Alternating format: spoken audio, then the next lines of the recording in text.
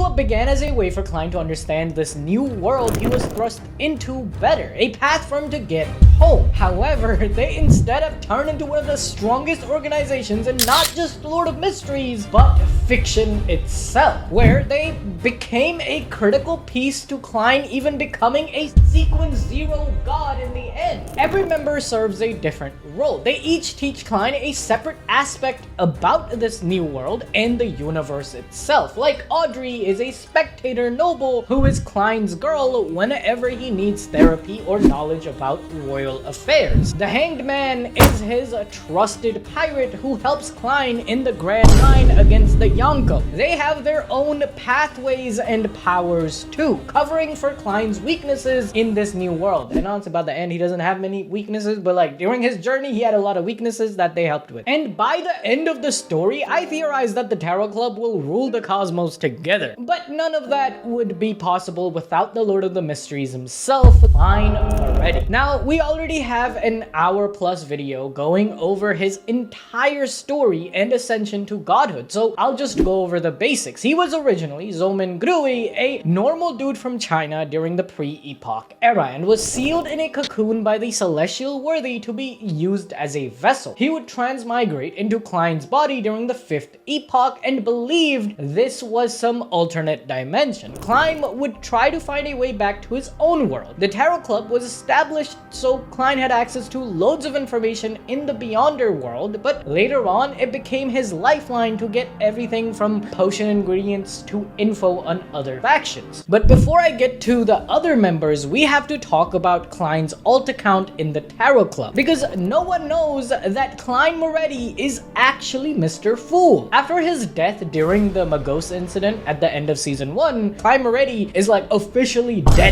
He has a grave in Tengen and everything. However, the reality is that Klein left to Backland, the capital of Lowen, and took on the persona of Sherlock Moriarty. This meant that Klein could no longer rely on the Church of the Evernight to seek out Beyonder ingredients and characteristics. Luckily, he had this whole secret Discord server he made with people from all over the world. However, a god-like being such as Mr. Fool could never ask for cheap-ass Sequence 7 Magician Beyonder characteristics from his followers, right? That would diminish his aura. So he created a dummy avatar for himself to puppeteer in order to obtain the resources he needed, taking up the role of Mr. World on the table. This character would later be personified into one of his identities, the strongest pirate hunter, Gehrman Sparrow, the aura farmer of the seas, and via this role, he got to work with his fellow Tarot Club members on equal footing. He wasn't the almighty Mr. Fool, rather, World was his blessed, who at the end of the day was just a Beyonder like everyone else who had to drink potions to upgrade. Acting as the World, Klein fooled the Tarot Club members, who all later found out that Gehrman Sparrow is actually Mr. World. Audrey even gave therapy to Mr. World, thinking he was Gehrman Sparrow, and even asked him if he liked her, not knowing that she was giving therapy to Mr. Fool himself. One of the first members who actually connected the dots was Leonard Mitchell, as due to his secret inside, we'll talk about his secret later, but he knew something was off and kept investigating Klein Moretti, later finding out that Klein was Mr. World. I don't want to go too deep into Mr. World in this video though, because I think that's best reserved for a video that explores all the different identities of Klein. So instead, let me tell you about what happens to Mr. World at the end of Volume 8. After Klein's apotheosis ritual to become a true god, Klein was forced into a deep sleep so he could combat the celestial worthy's consciousness for the title of Lord of Mysteries. At this point, he was like a half old one, like a half Lord of Mysteries, and Celestial Worthy and Klein, they've been like going at it until the apocalypse to figure out who's gonna win out in the end. And so before he took his nap, Klein informed the rest of the Tarot Club that both him and the world would be gone, giving every member a respective goal to fulfill during his absence, so that when the apocalypse came in the year 1368, they could fight off the Outer Gods together. This includes spreading the name of the Fool without clashing with the Orthodox churches, and spreading the news that the world is the Fool's blessed, and to record recorded in the Holy Bible of their faith. One of the quotes in the Holy Bible of the Fool is that the awakening of the world spells the Fool's return. In exchange for this, he would try to respond to prayers and grant divine powers when they truly needed it. This brings us to the other members, and there's no better person to start than Audrey Hall, aka Miss Justice or Miss Pride. On the outside, she is the jewel of Backland, a pampered noble girl belonging to one of the Lowen Kingdom's richest noble families, who just so happens to have a very keen interest in mysticism. But behind the jewels and the polite smiles, she is one of the Tarot Club's strongest members. I mean, by the end of the series, Audrey Hall isn't even Justice, rather a virtual persona. That's a whole other can of worms I'm not gonna get into. Move on. Audrey became a Beyonder after getting the Sequence 9 Spectator Potion from Alger, and this easily is one of the strongest pathways in the series. She gains the ability to read people like an open book, and I don't mean just like guessing their mood. She can literally dissect every twitch, every little unconscious move, and instantly know what you're really thinking. She's like a Bene Gesserit. Your smile is too wide? She knows you're lying, bruh. Tap your fingers? She already knows you're nervous as hell talking in front of this baddie. Even her dog Susie, once she drank the Spectator Potion, gained human level intelligence. That's how insane this pathway is. Remy, come. Remy, sit. Speak.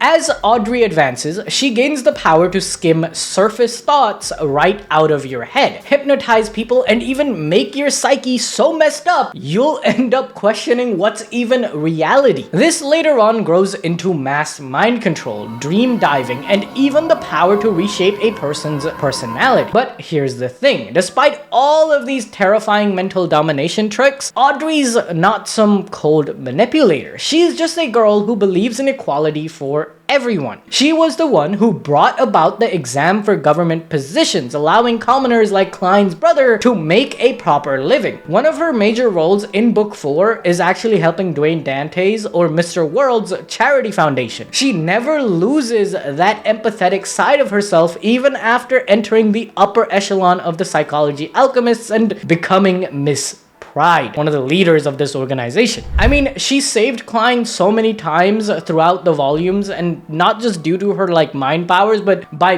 being a genuinely good friend who could help him through all his problems and doubts. I mean, every single meeting, she's always the first one to greet Klein and Mr. Fool. This is why she becomes one of the people Klein is closest to by the end of the series. Like, what does the world need? Justice! It's in the name, chat! It's so peak. The world needs justice. And dude, they have these therapy sessions. Those therapy sessions are so peak. Those chapters, I love those chapters. Whenever like Audrey and the world were like having their little chats and to make sure Klein doesn't crash out. That was so cute. Alright, back to her mission. Okay, Audrey's main mission from the Fool at the end of Volume 8 was to investigate the Red Priest pathway and the Primordial Demoness alongside another member, Derecha. She's also tasked with raising her sequence as fast as possible. However, you know, because she's part of the visionary pathway, she can't really become a higher tier god since, you know, a rat ass Adam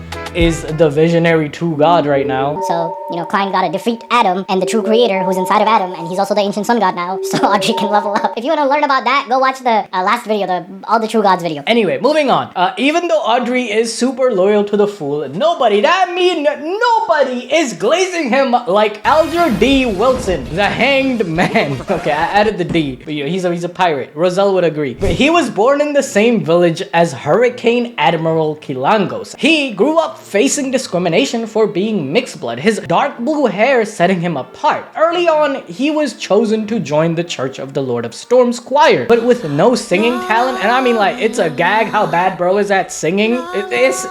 It's ridiculous how bad he is. So he couldn't even join the choir. From there, he served under an abusive priest, you know, that's canonically accurate. They're gonna be abusing kids. They took him to the island type shit, you know?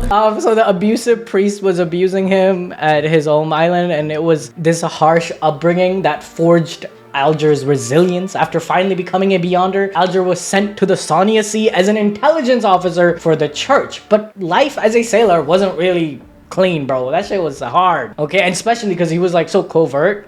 So under Kilangos's coercion, Alger committed acts that went against the church because Kilangos is a freak, bro. This dude is freak. You guys will learn more about him, you anime watchers, when the special episode comes out.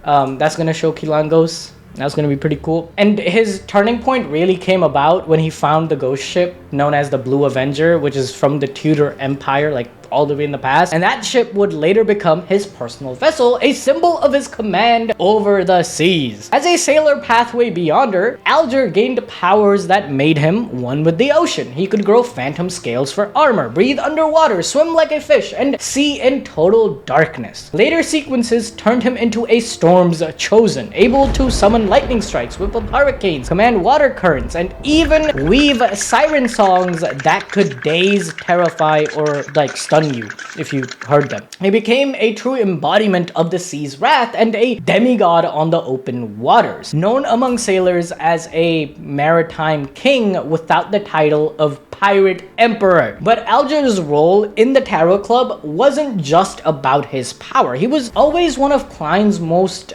reliable allies, acting as both a warrior and a tactician, helping members like the son Derrick on multiple occasions. He was the son's tutor almost. He was like a sensei, to be honest, even being the one to help the Forsaken Lands people to migrate to the real world. Another funny thing about Alger is that he would like come up with these ingenious plans, and it's kind of similar to Demiurge from like Overlord, where he comes up with the plan and then he's like, yo, Momonga-sama, you were, I guess, just testing me. Like, you probably already knew about this. Or like in Slime anime, when Diablo or someone comes up with the plans and then they're like, oh my god, I bet Rimiru-sama had already come up with them, was just testing me type shit. It's kind of funny.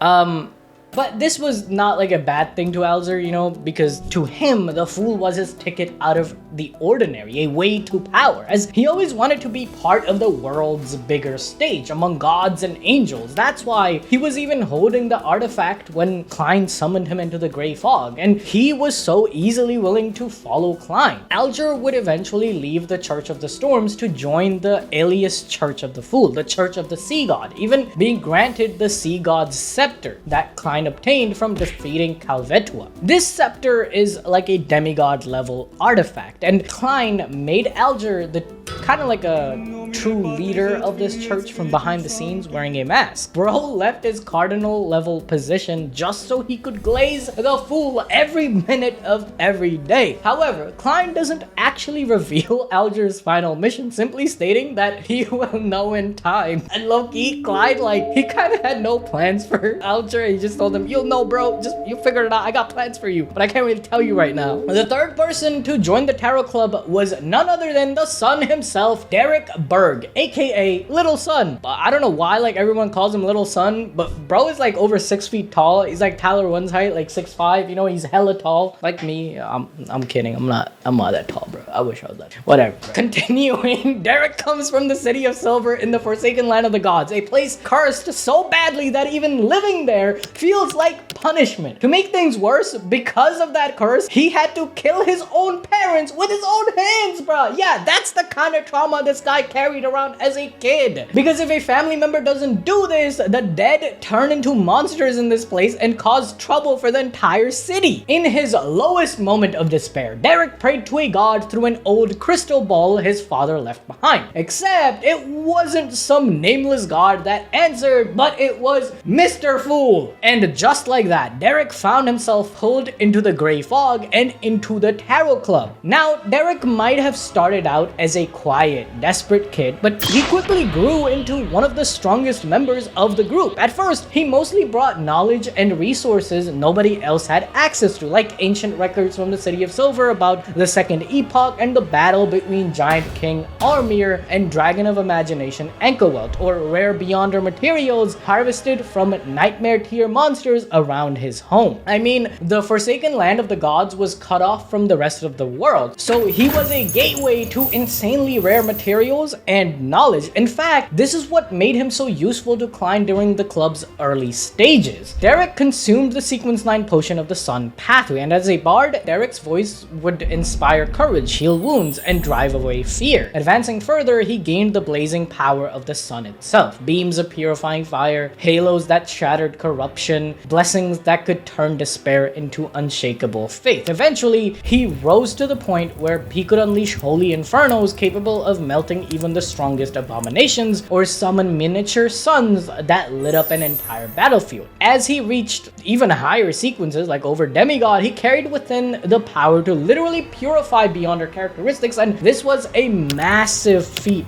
that Klein used up later on to advance himself. This ability stripped away any corruption and brought the Fallen back from madness. My guy was like salvation. It was like Sun God Nika, bruh. But Derrick's story isn't just about strength. It's about leadership, or rather how a leader is born. From the boy who prayed in hopelessness, he became a captain trusted by his people. Through people like Alger, Derrick learned more about how the world really worked. Like, bro was selling Beyonder ingredients to the Tarot Club members for barely anything. The others had to explain how trading info worked in the club. After the fight with the Dark Angel Sasrier and the previous leader of the City of Silver, Colin Iliad's death, Derrick led the first expedition outside the Forsaken Land of the Gods, stepping up as the youngest elder and guiding the city through the most dangerous times. By 1352, he had resettled his people near Bayam in the Rostered Archipelago, now becoming an archbishop in the Fool's Church. Without Derrick and the City of Silver's people acting as anchors for the Fool, Klein might have crashed out when he became Sequence 2 Angel. He was basically like a little brother of the club. His mission would be to protect the City of Silver, safeguard the Rostered Archipelago, and spread the faith of the Fool. He was also granted the role of answering prayers from the Church of the Sea God, even though Alger had the scepter. This brings us to Four's Wall, Miss Magician, best girl of the entire novel. If you want to argue, shut up. There's no arguing this.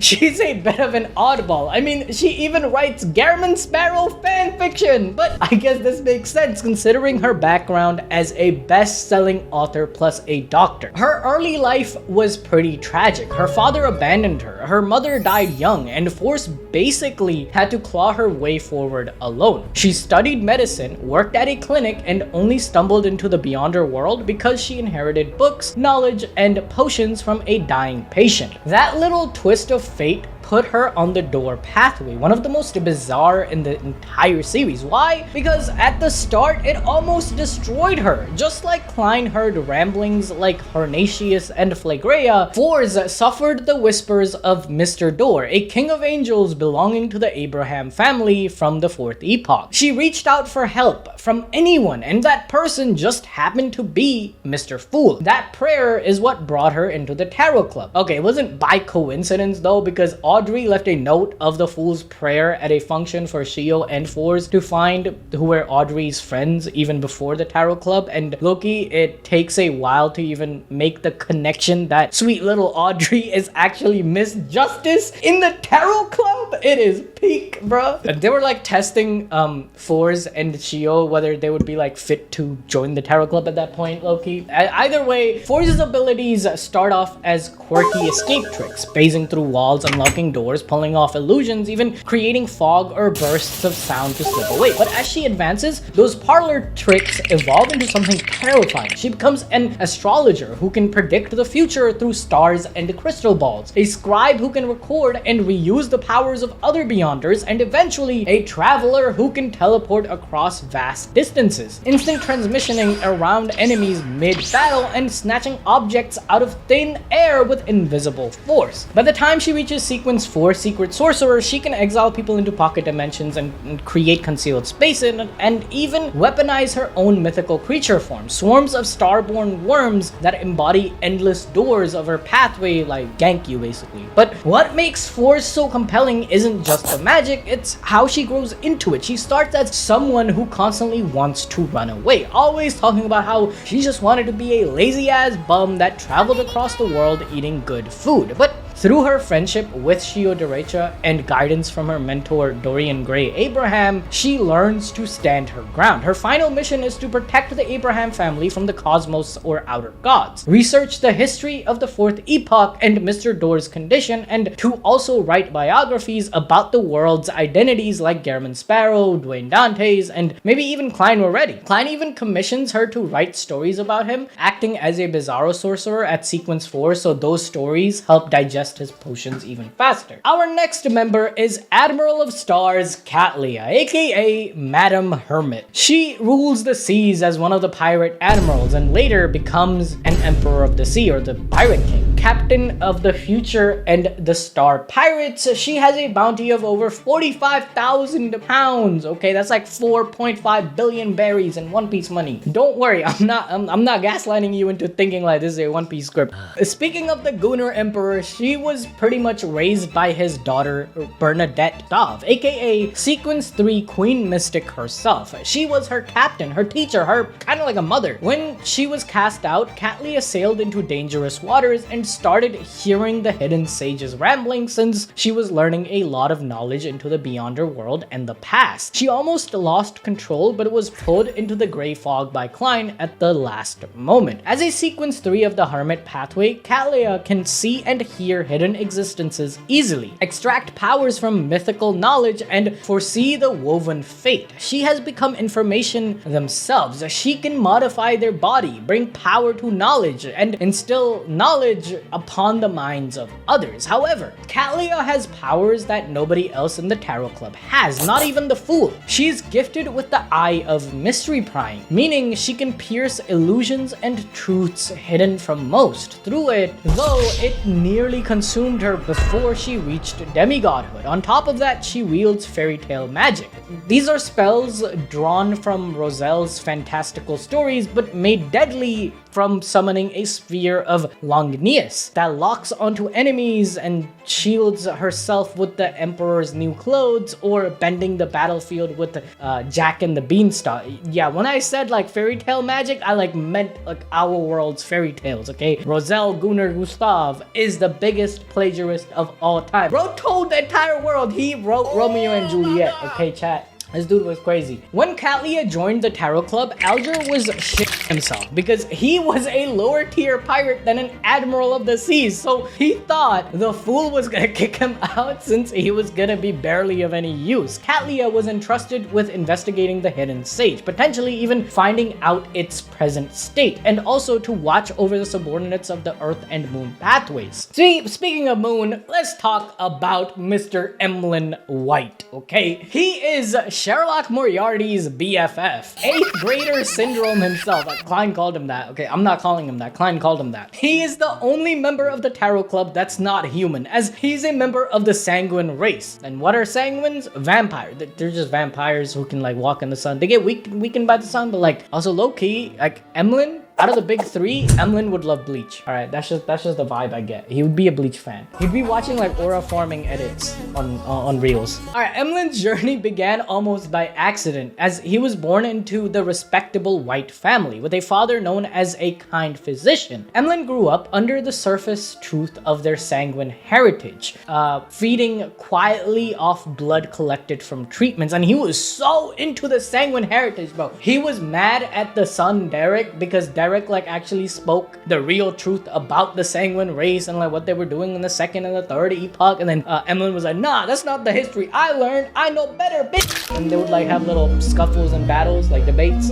during the meetings. It was pretty cool. His arrogance and curiosity led him astray though when he intercepted a thief carrying the master key, only to stumble into the Harvest Church and be caught by Father Utrovsky. Instead of punishment though, Utrovsky brought him into the church, where Emlyn's faith in Lilith, the sanguine ancestor, slowly began to shift towards reverence for the Earth Mother. That fateful encounter tied him not only to the Harvest Church, but also to the Fool's Grey Fog. Also, if you guys watched my All Gods video, you guys know that Lilith, the sanguine ancestor, ancestor is actually the Earth Mother in the current era, but Emlyn didn't know that at this point. He got drawn into the Tarot Club because Sherlock was also using Emlyn before he was a Tarot Club member to run errands for him and find him ingredients in Backland. Later, Emlyn became Lilith's blessed and was allowed to join the Tarot Club because, Lilith and Evernight are kind of like besties, and Evernight follows Klein's will of D. Despite his snobbish, sharp-tongued nature, Emlyn has carved out a place for himself as both a noble of the Sanguines and a deacon representing them within the Church of the Earth Mother, gaining domination over animals, shadows, and blood. His powers evolved from summoning wings of darkness and shackling foes with living shadows to converting servants with blood, and later as a potions professor, perfecting concoctions that could cure the incurable or grant abilities rivaling mystical artifacts. Once he became like a shaman king, he became a true Earl of the Sanguines, capable of bending moonlight into weapons, teleporting around, creating like swarms of bats, or creating like substitution rituals. Despite all of this though, Emlyn is a goober. He's eccentric.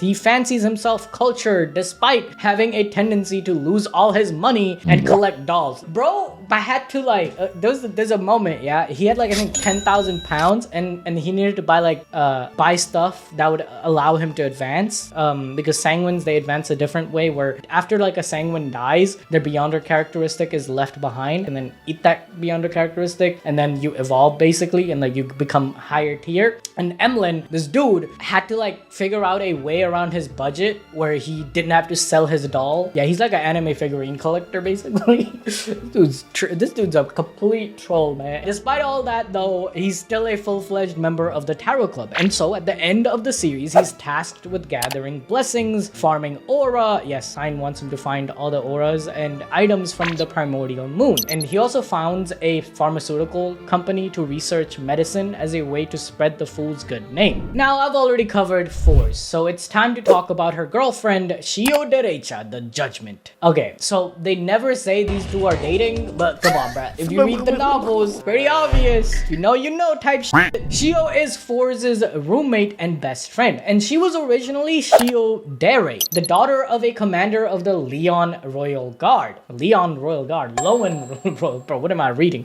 He was accused of treason and executed, stripping her family of their titles, lands, and honor. So she was forced to abandon even her own last name as she fled with her mother and younger brother. From that day, Shio's motivation was always to restore her family's honor, so she came to Backland alone and started her career as a bounty hunter and mediator, creating a reputation amongst the working class and mafia as a deliverer of justice where the law failed. Eventually, her contracts and bloodline steered her toward the justiciar pathway, a destiny she couldn't escape since, she was born half arbiter. Her climb through the sequences is where she truly embodies judgment. As a arbiter, her mere words carry weight and compel obedience to lower sequences. As a sheriff, she gained the supernatural abilities to sense irregularities, track down criminals with uncanny intuition, and enforce her order within her territory. By the time she becomes a judge, her words were no longer just words, but law. With a single command like imprison or prohibition, she could bind enemies in invisible shackles or outright forbid the use of supernatural powers. Rising further to disciplinary paladin, she embodies the authority itself, punishing violators with devastating speed and divine-like restraint. She's now a colonel or a deputy leader of the MI9's counter-espionage team. She's been tasked to investigate the 3 Red Priest Sequence 1 characteristics and uniquenesses, and to confirm the present condition of the primordial demoness. And this brings us to the final member in the first book of the Tarot Club, a person who knew Klein before his journey basically started, a poet with an ancient entity living inside of him, a former member of the Tengen Nighthawks and now part of the Red Gloves. I'm talking about none other than Leonard Zesty-ass Mitchell, the Star. He was an orphan raised by the Church of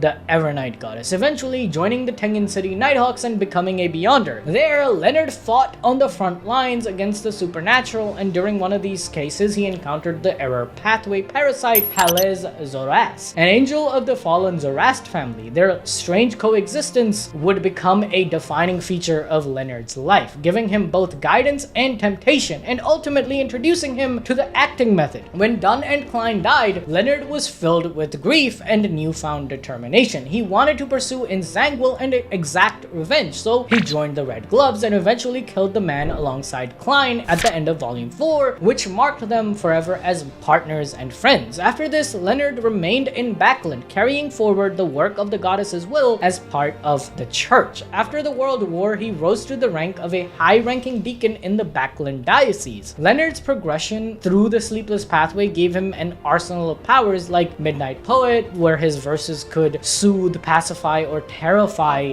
where he could weave tranquility into allies or despair into foes. Advancing into Nightmare, he learned to invade dreams, warp them, and shatter the psyche of his target, his own spirit wandering free through the city's sleepless mines. And finally, when he became a spirit warlock and night watcher, his command of spirits grew fast. Leonard is one of Klein's closest allies and the person he shares the most care for in the Tarot Club alongside Audrey. Due to this, he's entrusted with gathering the Mother Tree of Desire's blessings, the same outer god that tried to impregnate Klein in Volume 3. Leonard also writes songs and poetry about the world and advances his sequence in preparation for the apocalypse. Unlike the other members, he's exempt from spreading the Fool's faith due to his ties to the Church of Evernight. Although, let's be real, it doesn't really matter because Klein is already the Evernight goddess's blessed and Pookie himself. One final thing I want to explain is how the Tarot Club, believing in the Fool and Mr. World or Klein as a separate people, actually was the center of Klein's apotheosis ritual to become a true god, as the ritual needed Klein to fool history and reality itself to become Sequence Zero. And the Tarot Club, thinking that the Fool was just awakening from his great slumber, that he already had all the powers from the beginning, was used as Klein fooling everyone. Because in reality, Klein leveled up just like everyone else. And that's every member of the Tarot Club. Thank you so much for watching these Lord of the Mysteries videos. I don't think I'll be making another one until season 2 drops, or maybe when the special drops, I'll make a video about Hurricane Kalangos and maybe the Pirate Admiral, something like that. Either way, thank you so much for watching my Lord of the Mysteries videos. This has been really fun to cover. Like, truly, Lord of the Mysteries, one of my favorite books of all time. You guys should definitely check it out, read it. I actually have, right here, I have